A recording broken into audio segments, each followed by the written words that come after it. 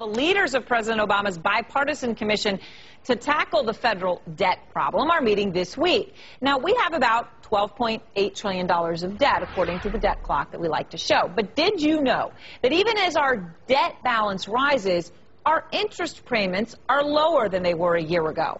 You may say, how is that? Here's how. Our interest rates are lower. In fact, the U.S. government paid a higher percentage of its GDP on debt payments a decade ago when President Clinton was in office, and we actually had a budget surplus.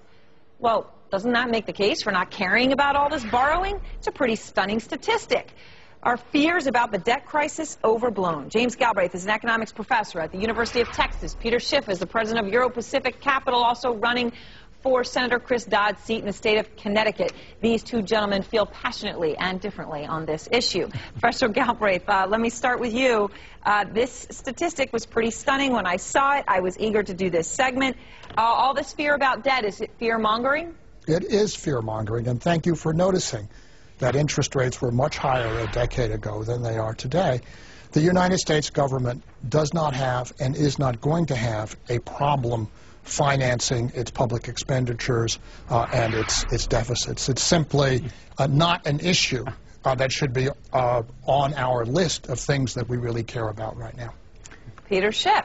Well, you can see that I'm laughing. Well, basically, you know, the reason that this is happening, it's not magic. The U.S. government is making the same mistakes that subprime borrowers did when they were using teaser rates on their mortgages. We have a $12.5 trillion debt, as you state. First of all, that doesn't include any of the off-budget items like the debt of Fannie and Freddie, and it certainly doesn't include the unfunded liabilities, which dwarf that number. But if you just take the funded debt and you look at where it's going to be in a year or two, it'll be around $15 trillion. What happens if interest rates go up to 10%, which is half of where they were in 1980? All of a sudden, we're paying $1.5 trillion a year in interest on the national debt. You see, the term on the national debt, the maturity is very short. The government is not borrowing for 30 years. The government is borrowing for 30 days. There's a lot of short-term paper. This is a teaser rate on an adjustable rate mortgage, and we are headed for disaster. Now, he makes a case there, Professor Galbraith. What's your response to that, likening it to a subprime mortgage and fairly pointing out a lot of this debt is short-term borrowing? It's got to be rolled over. Yes, but the government can, in fact, borrow for 20 years at a rate which is now running at 4.5%. No, not if it tried to do it.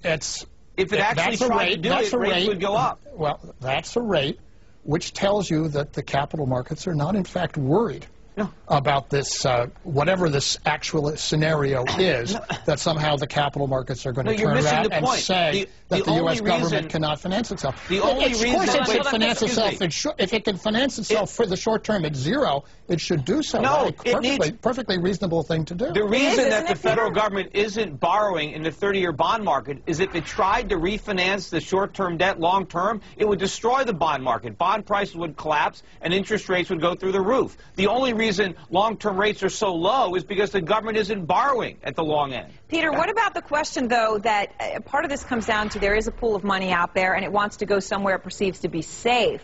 So the U.S. may have a problem, but I mean, look, Greece has been in default half the years it's been in existence.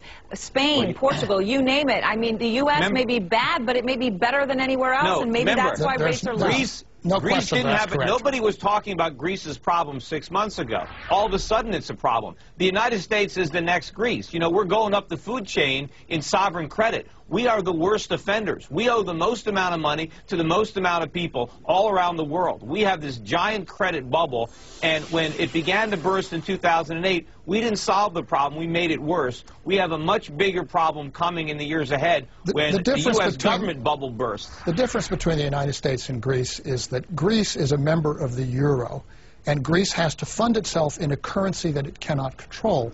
The United States is in full control of its own currency.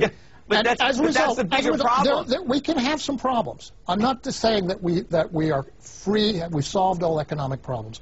I'm saying financing the government of the United States is not one of the problems that we face. Sure it is. See, the fact that Greece can't print money, that's a good thing. The fact that we can print money to repudiate our debts with inflation, that's not a good thing. Anybody who's holding U.S. government bonds, basically what you're saying is, it's okay, the government's going to print a bunch of money, you're going to get paid. If the markets were seriously worried about the prospect of inflation, they would not have a They'd move rates 4.5% up, rate The on markets 100% are wrong. bonds. Look, just Well, like if the markets are didn't wrong, see the then we shouldn't subprime be problem paying until it was attention too to them late. at all.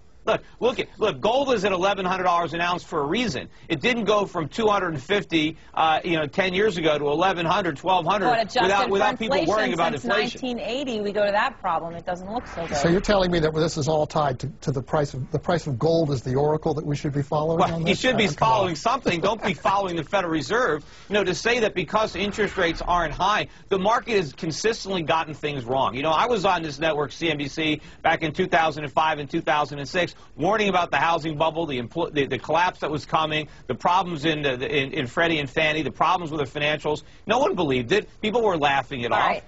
All of a sudden, I'll only say that happen. if the markets truly are as inefficient and irrational as you say, then we should tax them and we should regulate them to a fair they're already level. taxed and regulated. That's part of the problem. Let's take a pause there, and viewers, let us know. Is this a case of we should be concerned about it, or is this perhaps proof, if you trust markets, that the U.S. should continue to borrow as long as rates are low? Let us know what you think. StreetSigns@CNBC.com.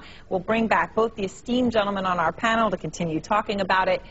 Maybe it's just a case of, hey, if you owe $1 to the bank, it owns you, but if it's $100 million, you own that.